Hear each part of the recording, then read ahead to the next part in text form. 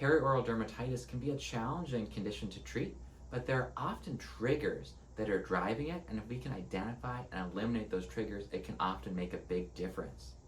Now, the most common trigger that we see are some form of steroids, whether it's topical steroids or inhaled steroids or sometimes even oral steroids. The two most common scenarios that we run into are people who are using inhaled steroids for something like asthma, and sometimes that can be a trigger for bringing on perioral dermatitis.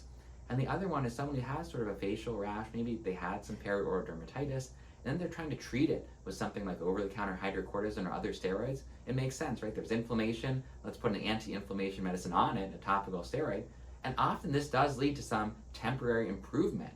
But then what happens is this perioral dermatitis just keeps coming back. It won't really get away. It's just smoldering, not getting better. The steroids kind of help it, but then it gets worse. And this is a trap that we can often get stuck into with perioral dermatitis, which is using topical steroids to try and treat it, because they do provide some partial relief.